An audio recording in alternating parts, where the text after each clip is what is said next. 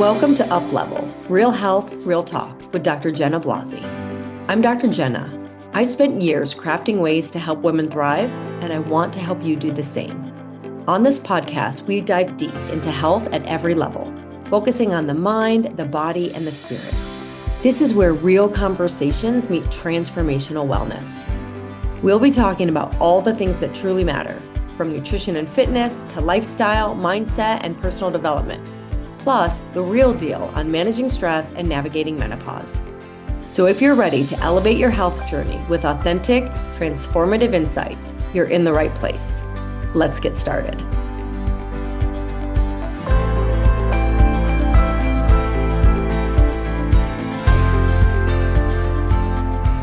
Hello, and welcome to Up Level, Real Health, Real Talk with Dr. Jenna Blasi. I'm Dr. Jenna, and today's topic is going to be mindfulness and meditation.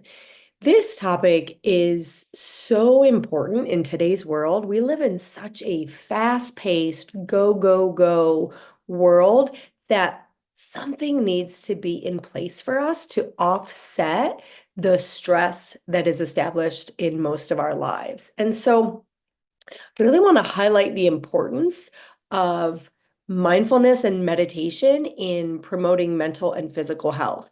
This is not fluff. Like, there are a lot of studies that show the benefits of mindfulness or meditation. And so we're going to talk today about what does it mean?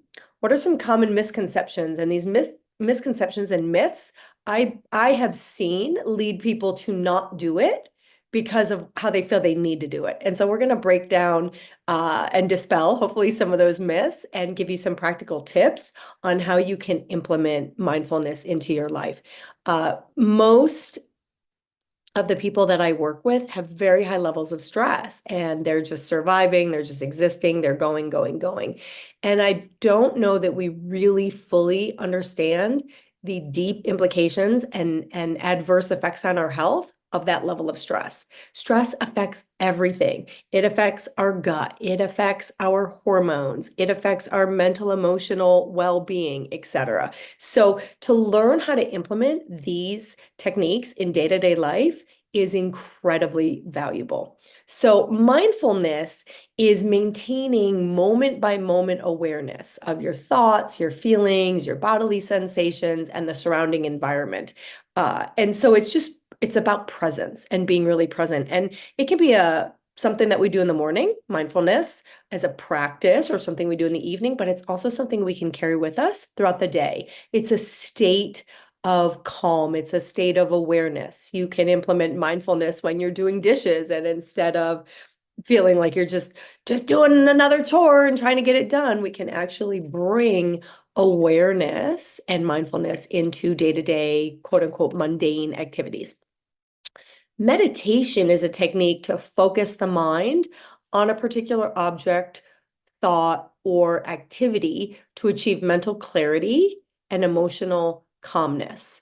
And so there's a lot of different techniques of meditation out there and different purposes for meditation, but it's really bringing the mind into a state of focus and the calmness that comes with that. So today we're going to talk about some simple methods such as mindful breathing and body scans that you can incorporate into your daily routine. Now, I said this isn't fluff. The benefits are backed by research, and this is an evolving topic of research. So we're learning more and more, but what we've found so far is there's stress reduction from implementing these techniques, improved concentration, enhanced emotional regulation, and positive changes in our brain. So the structure of our brain actually changes with regular practice. Okay, that's back to that consistency piece, right? You don't build muscle by working out occasionally. You build muscle by working out consistently. We don't rewire and change the structure of our brain unless we become consistent. So let's talk about some common misconceptions. Myth number one, mindfulness equals relaxation. Relaxation absolutely can occur, and I believe it does occur, but the primary goal of mindfulness is to cultivate awareness. In a lot of the personal development and growth work that I do, The growth comes from being aware. And so that awareness, we're cultivating that awareness with mindfulness. How am I feeling? How am I responding? Am I reacting? What's going on in my body? Because the more aware we are, the more we can really choose the choices. That sounds weird. The more we can choose in alignment with how we want to live and how we want to be. If we're unaware, we're just going through our day reacting, right? But when we're aware, we can focus and make choices from that higher place of awareness. Myth number two, this is a big one. Meditation requires clearing the mind. I cannot tell you how many people have said to me over the years, I just can't meditate. My mind, I can't turn it off. I just can't meditate. I think that's true for most people, right? And so it's not about clearing your mind. It's about acknowledging your thoughts and gently refocusing your attention. So when we sit down to meditate, all the thoughts are going to come up. The body and the mind both fight us. When we sit down to meditate, if you try to sit still, you will notice suddenly you have this pain over here, or you have this itch here, and the body starts calling out for attention. The mind starts calling out for attention. And so the act of meditation is refocusing the mind. I've heard the analogy of looking at it like clouds passing through the sky. So the clouds are going through the sky, like your thoughts are going through your mind, and you just don't get attached to them. It's not that they're all going to be gone. That happens for probably a very small percentage of people in the world who can sit to meditate and suddenly their mind is clear. So that's not really the goal. And when we relieve that pressure on ourselves as that being the goal, we can begin to see it as an exercise where the thoughts will come up, but we let them pass. And in some ways, you can combine mindfulness with meditation, where that awareness of the thoughts, oh, I'm having all of these repetitive thoughts on XYZ.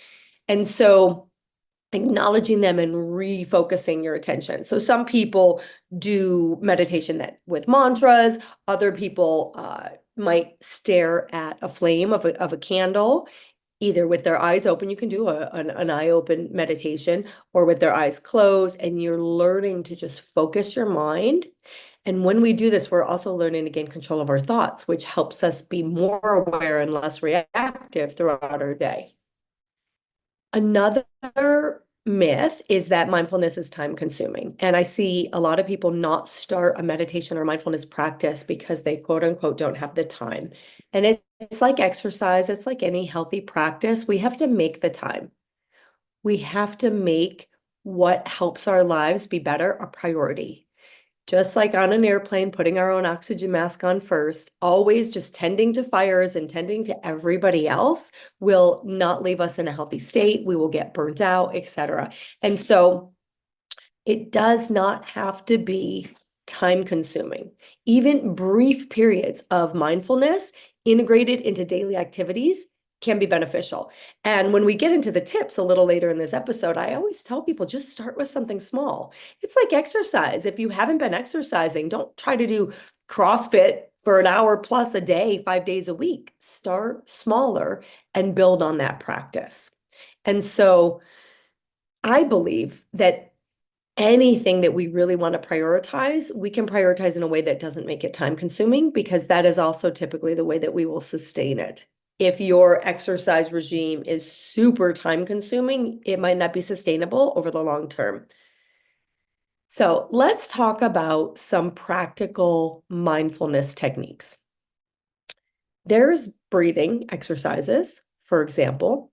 And so let's actually take a moment and just, again, I'm not going to do a long guided meditation or anything like that, but I just want you to take a moment, close your eyes, unless you're driving. Please don't close your eyes if you're driving. But if you're at work or getting ready or just in a position where you can just take a moment and close your eyes and just take some nice deep breaths in through the nose and out through the mouth.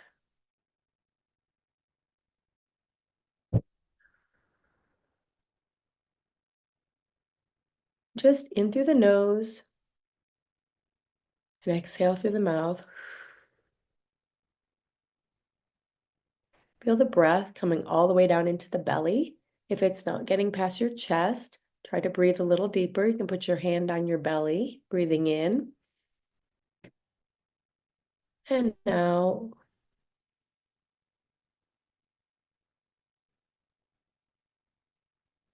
just become aware of what you're feeling in your body and anywhere that you're holding tension, or your shoulders tight, or your legs tight. And on your next inhalation, breathe the breath and the light into those areas of tension. And with the exhalation, just imagine the tension is leaving your body. So you're breathing in calm and relaxation and peace, and exhaling out any tension. You can add visuals like color. If there is a color that feels particularly relaxing to you, maybe a golden light with each breath is entering your body. So continue as I'm talking to breathe in and exhale out all the tension, the worry, the doubt, the fear. And with each breath, breathe in that peace, calm, confidence, knowingness, and exhale out everything that doesn't serve you.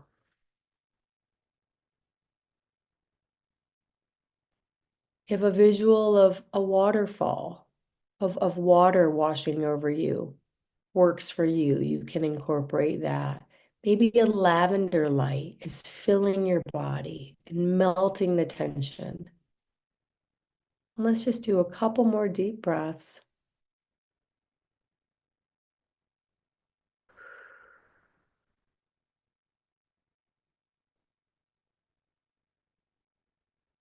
Again, in and out.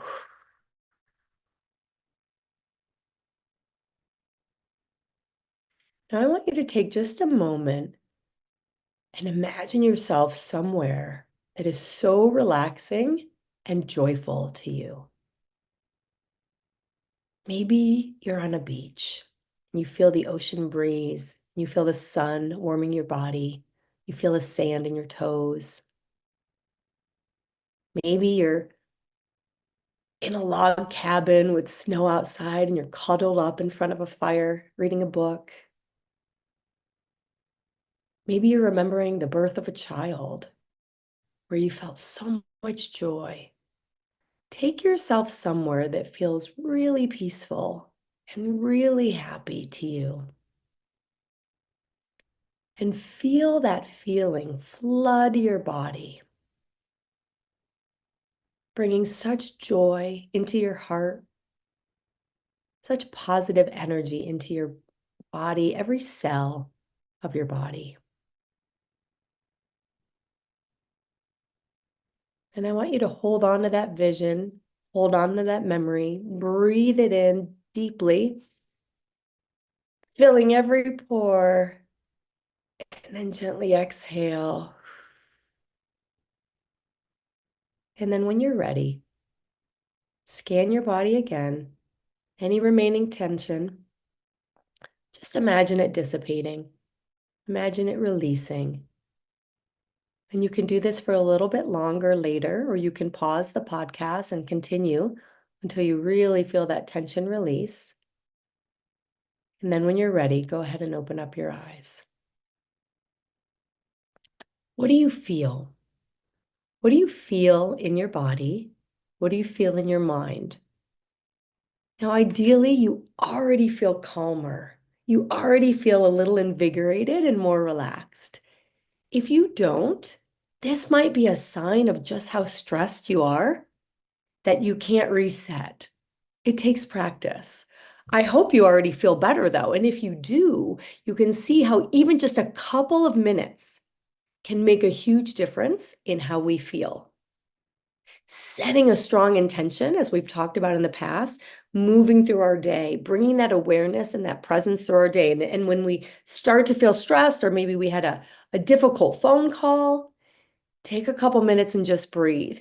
I worked with this years ago. I worked with this big Hollywood producer, and he was really into Eastern medicine and had some type of guru that he followed. I can't remember, but he had this big company And one of the things that he gleaned from his teacher was he had a chime that would go off at his company every hour, a gong or a chime, and everybody had to stop what they were doing. They had to stop what they were doing. They had to put their pens down or just close their computer and just take 2 to 3 minutes to breathe and relax and be mindful.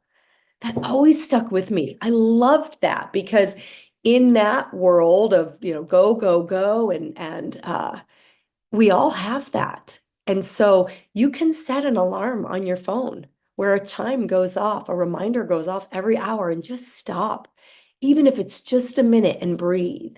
Or take yourself to that happy place. I told the story in, I think, the first podcast of when I had terrible insomnia. And so I did a happy place meditation every morning for 15 minutes and every night for 15 minutes.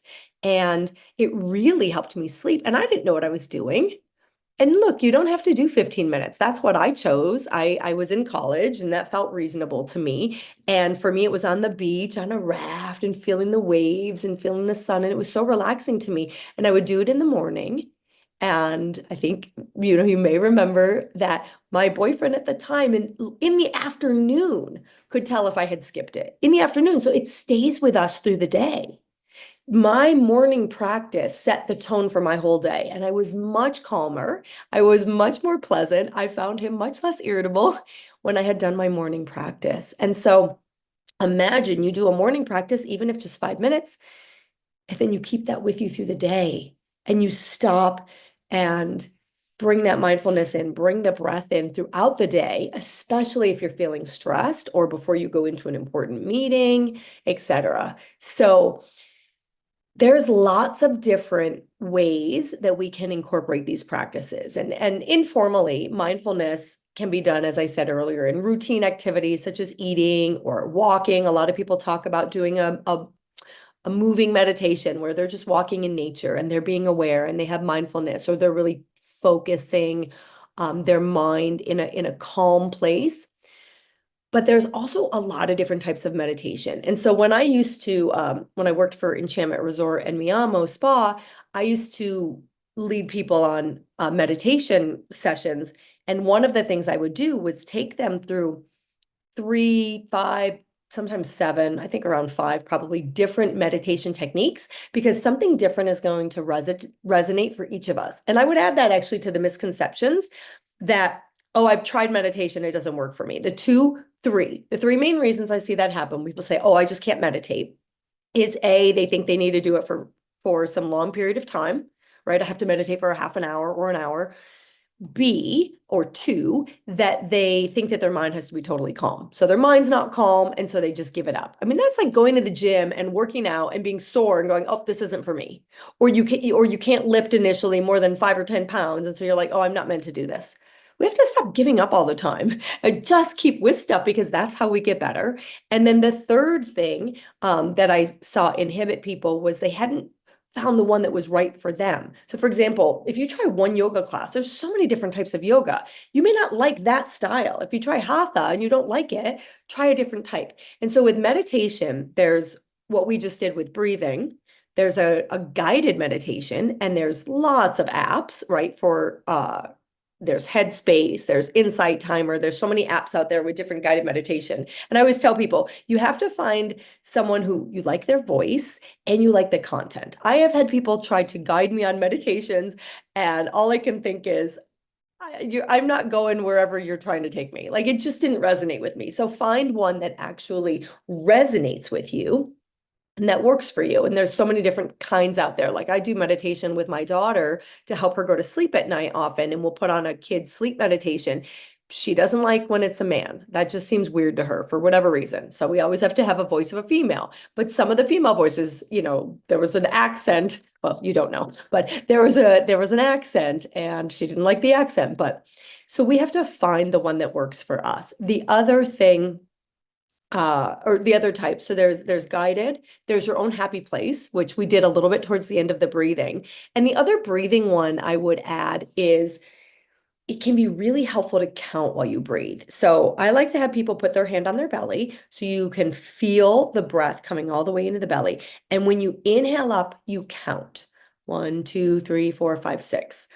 Pause at the top, because in that stillness, clarity can come, relaxation can come, calm can come. Then you exhale out. And I like to have people exhale out a little bit longer than they inhaled. So if you inhaled up for 6, you'll exhale out for 7 or 8 or 9 or 10, and really feel like the belly is a balloon and you're getting all of the air out. Counting with the breath can help focus our mind so that there's not so many thoughts coming through. So those are the main 3, I would say, that I find helpful for most people, is either doing a breathing, doing a guided meditation, or doing a happy place. You can do this with your vision. We talked about vision a few episodes ago. You can do this with your vision, and you should do it with your vision daily. That could be in addition to, or that could be the happy place that you do. And then with, as I said, among guided, there's lots of different types of guided meditation. Now, there are other ways to meditate or to do mindfulness practices, but these are just a few, and it doesn't take long, and you should be able to implement them starting tonight. So, or tomorrow morning. I say there's no time like the present, so start tonight.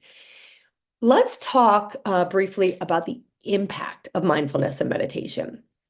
As I said, the benefits of mindfulness and meditation are supported by a growing body of research highlighting numerous benefits. Stress reduction. So regular mindfulness practice helps alleviate stress by promoting relaxation and enhancing emotional regulation. Again, we're not just reacting through our day, but we become more emotionally intelligent. We can regulate our emotions and we can respond in our day instead of reacting, which is real freedom, right? When we have that focus, that's freedom. When we have emotional regulation, to me, that's freedom of mind, which brings us to the benefit of improved mental health.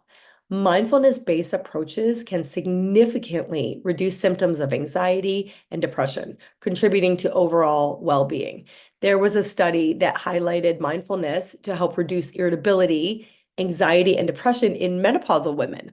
And so it's important to note that at any time of life, this is beneficial. But when the hormones are changing in menopause, we often become more irritable based on declining hormones, based on gut microbiome changes. And so mindfulness can actually help reduce this irritability and anxiety and depression.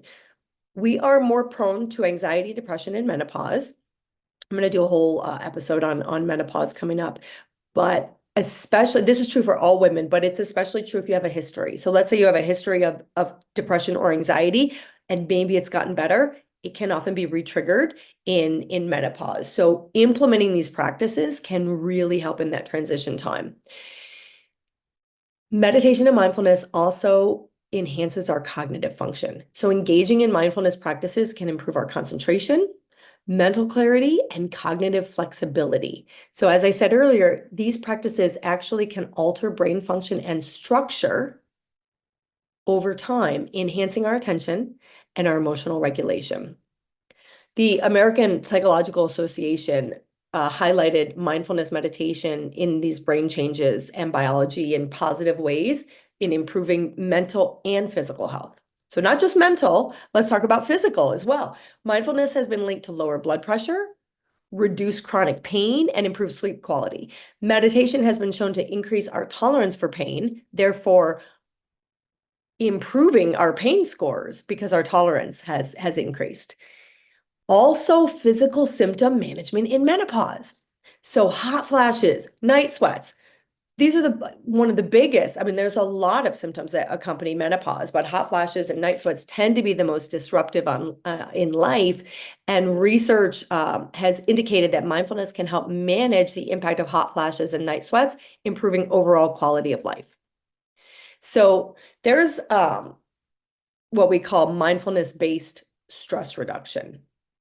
And studies have found that mindfulness-based stress reduction, or MBSR, led to a greater reduction in menopausal symptoms compared to psychoeducation. So this suggests that mindfulness practices can enhance the quality of life during menopause. And that is a big piece of what tends to suffer is quality of life. And I do want to really dive a little deeper into that in future episodes, because our attitude, around menopause and what we expect also greatly impacts our experience.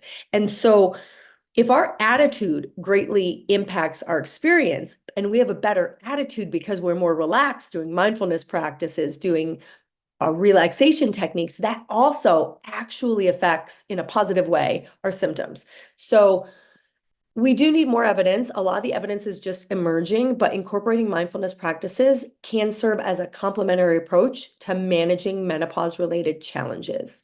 And research indicates that, as I was saying, a woman's attitude towards her menopause experience, like what did your family say about menopause growing up? Was it not talked about? Were you meant to believe that it was going to be this horrible life event, or is it an exciting life event? And so our attitude towards menopause significantly influences our experience of symptoms during this life stage. And studies have shown that women with more negative attitudes toward menopause report more severe symptoms during the transition.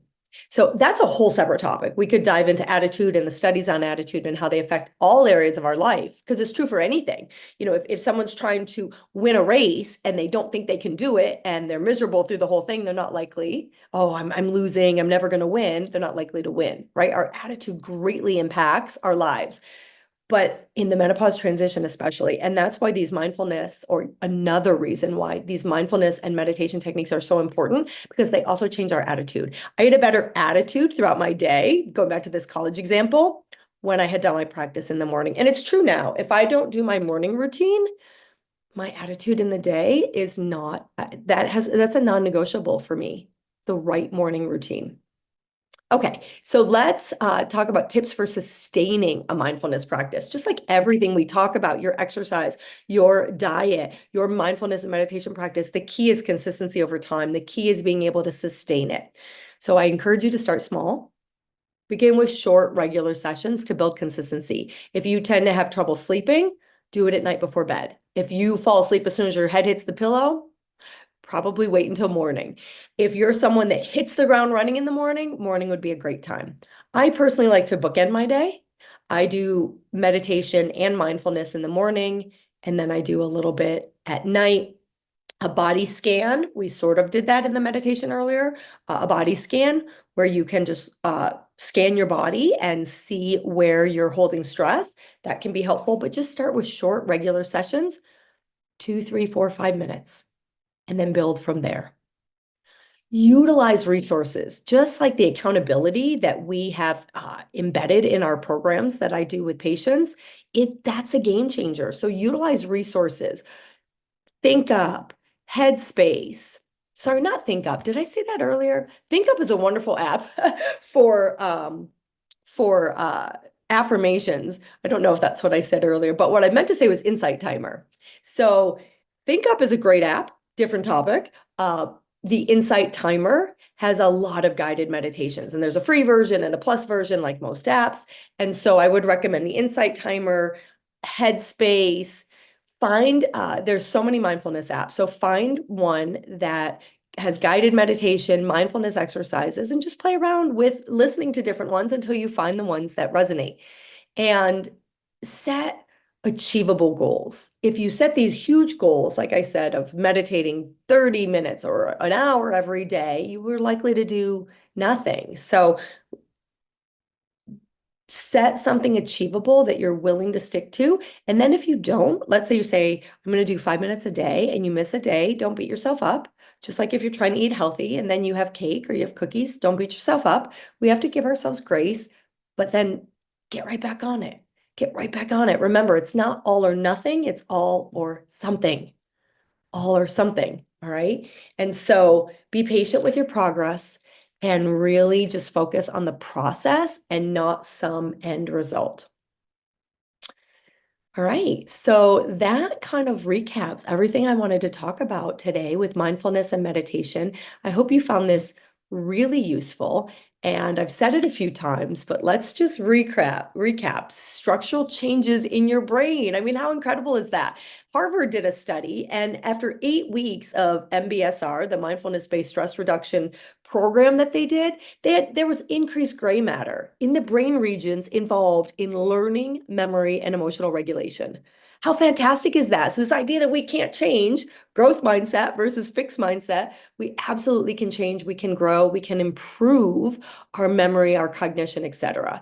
And altering these brain structures is going to help potentially with the treatment of depression, anxiety, memory, etc. So I really encourage you, explore these mindfulness practices, adopt a positive attitude towards menopause and life in general. Look, we can look for the bad, we'll find it. We can look for the good, we'll find it. And so it's not about suppressing your feelings, just like it's not about suppressing your thoughts. Your mind will fight back, but just acknowledge and let them move through. All right, because these positive attitudes towards menopause and towards our life is going to enhance our well-being during menopause transition and during any transition that any of us are going through. So explore these practices and think of times when you have implemented something like this and it's benefited you. I always go back. I have daily examples of how mindfulness and meditation have helped me, but I go back to that college example because it kind of makes me laugh. So to conclude, mindfulness is a way of befriending ourselves and our experience. And that was John Kabat-Zinn. He said, mindfulness is a way of befriending ourselves and our experience. So let's befriend ourselves. Let's start to offset all of the stress that we have going on in our lives. Countering that, it will have enormous mental, emotional, and physical benefits. And thank you so much. If you enjoyed this episode, share it with your friends, subscribe, leave us a rating and a review. And I look forward to seeing you next time. Thanks so much. This is Up Level, Real Health, Real Talk. And I'm Dr. Jenna. Thanks. Thank you for joining me on this episode of Up Level, Real Health, Real Talk. I hope today's conversation inspired you to take the next step in your health journey, one that nourishes not just your body, but your mind and spirit as well. Don't forget to subscribe so you never miss an episode. And if you found value in today's episode, please leave a review. Until next time, keep learning, keep growing, and keep thriving. And remember, true wellness is a journey, and you are on the right path.